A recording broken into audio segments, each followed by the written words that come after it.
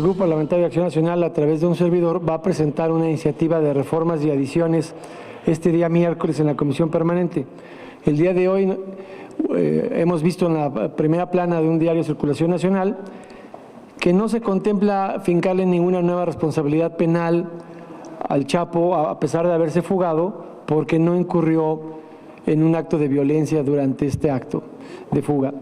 Me di a la tarea de revisar el Código Penal Federal vigente y ciertamente en el artículo 154 es donde se contempla esa excluyente de la no violencia como el pretexto para no fincarle una nueva responsabilidad penal por la fuga. Pero independientemente de eso, encontramos otras cosas que también son absolutamente insostenibles. El artículo 151 del Código Penal Federal, le voy a dar lectura, dice: el artículo anterior no comprende a los ascendientes, descendientes, cónyuge o hermanos del prófugo, ni a sus parientes por afinidad hasta el segundo grado, pues están exentos de toda sanción, excepto el caso de que hayan proporcionado la fuga por medio de la violencia en las personas o fuerzas en las cosas. Es decir, en el artículo 151 vigente del Código Penal Federal,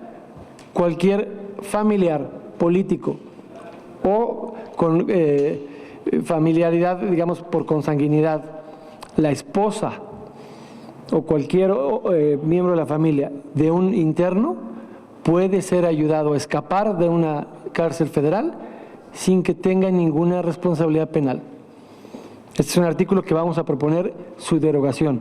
El Código Penal Federal, explico la lógica, contempla una figura jurídica que se llama excluyente de responsabilidad y contempla que los familiares puedan en algún momento reservarse, cuando son sujetos de alguna declaración ministerial, información para que no sea un familiar quien incrimine a otro familiar. Pero eso es muy distinto a que el código establezca que un familiar, ya sea político o consanguíneo, goza de absoluta impunidad para ayudar al interno a la prófuga. Entonces vamos a presentar la iniciativa el día miércoles, no solo para quedarse a la fuga como reo, con o sin violencia, sea un agravante que se castigue con más años de cárcel, sino también para derogar el artículo 151 y que cualquier pariente político o consanguíneo, incluso esposa, como se señala en el texto del artículo, que ayude a un interno a una fuga de un penal, también asuma la responsabilidad penal correspondiente. Me parece inadmisible que el texto actual del 151 permita y favorezca en absoluta impunidad que la familia de los delincuentes les ayude a escapar de los centros de rehabilitación social en el ámbito federal. Esta es una disposición federal que habría que revisar si tiene legislación similar en los códigos penales locales. Pero es lo que yo quería comentarles, independientemente de que el Grupo Parlamentario del PAN está afinando junto con los senadores de nuestro partido un punto de acuerdo sobre el caso del Chapo Guzmán, que se presentará en la Comisión Permanente el día miércoles. Pero lo que sí ya podemos afirmar es que vamos a presentar esta iniciativa en la primera parte del orden del día de la Comisión Permanente el día miércoles. Este último anuncio es positivo, es el espíritu de lo que sí debe de manejar el SAT, no programas como el del borrón y cuenta nueva que ya vimos cómo se manejó hace algunos años, pero los buenos contribuyentes y sobre todo los que tengan un saldo a favor deben de tener mayor facilidad para recuperarlo. Es una cosa que le señalamos a Aristóteles, el director general del SAT, cuando vino durante las comparecencias del paquete económico, como las devoluciones del impuesto al valor agregado se tardaban muchísimo más que las devoluciones en materia del impuesto sobre la renta, y va en la misma línea de lo que les decíamos, que las del IVA se reportaban en los mismos 8 días que se hacen las devoluciones del impuesto sobre la renta. Cualquier cosa que haga el SAT para pequeños contribuyentes de la devolución de impuestos es un asunto que deberíamos de ver con buenos ojos todos los grupos parlamentarios. El segundo tema, yo soy de la opinión, como lo ha dicho en el coordinador de los diputados de mi grupo parlamentario, que sí se le debe de extraditar. Se le debe de extraditar en un sentido de colaboración con el gobierno estadounidense, pero no se le debe de extraditar hoy, con prisa. Si se le extradita ahorita, lo que sí se estaría mandando es un mensaje como el que tú señalas de la diputada Arlet Muñoz, que sería un acto de mea culpa en el cual el gobierno mexicano diría: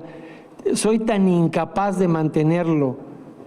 en un penal federal que prefiero deshacerme y mandarlo a otro país. Nosotros lo que decimos es, primero le tienen que sacar el resto de la información de quienes le ayudaron en la primera fuga de este sexenio y que se amplíen el abanico de quienes han sido sujetos a proceso penal, porque solo están sujetos a una responsabilidad penal por esa fuga quienes participaban directamente en el antiplano y en el sistema. Pero hay muchos datos adicionales, como por ejemplo la tardanza en minutos para darle aviso al ejército mexicano en la fuerza de la base militar que está cercana al antiplano, que nos lleva a otro ámbito de responsabilidades de falta de coordinación en gobernación, y no ha habido ningún pliego de consignación penal para algún exfuncionario o actual funcionario de gobernación, más allá de la que era la encargada del sistema penitenciario, que venía ya del gobierno de la ciudad en el mismo sistema penitenciario, que dejó de estar ahí cuando filtró la ficha sinaléctica del Bester Gordillo. Y tendríamos también que esperar a que el gobierno mexicano primero tenga información financiera del Chapo Guzmán. Es inadmisible que nos pase con el Chapo Guzmán lo que nos pasó con Chenly Llegón, que quienes tienen la información financiera y saben con qué políticos corruptos es con los que pudo llevar a cabo sus operaciones durante tantos años con éxito e impunidad, la tienen hoy los estadounidenses y nosotros no las tenemos y seguimos esperando cómo actúe la justicia estadounidense en contra de Chenly Llegón. Yo preferiría que el gobierno mexicano agote estas dos cosas primero y que después de que tengamos la información de quiénes le ayudaron a la primera fuga y con quiénes es con quienes ha lavado dinero, con quiénes es con quienes consigue toda la información para vivir tan holgadamente como vivía en este país, se le pueda extraditar. Hago mío un tuit que vi por ahí. Felicitar al presidente por la captura del Chapo es como felicitar a un niño porque regresa a la casa con el suéter que olvidó y perdió en la escuela el día anterior. Lo que hizo la Armada, y es un reconocimiento a la Armada, es llenar la omisión que dejaron Osorio Chong y Gobernación por no saber cuidar al Chapo en su momento. Pero no podemos felicitar a alguien porque trae a casa el suéter que perdió el día anterior en la escuela. Sí, Néstor, en la Comisión Permanente del Consejo Nacional del miércoles pasado se dio el visto bueno y el apoyo unánime para concretar una candidatura común en Zacatecas y en el estado de Durango. Fueron los dos estados que se iban a la mesa ese día.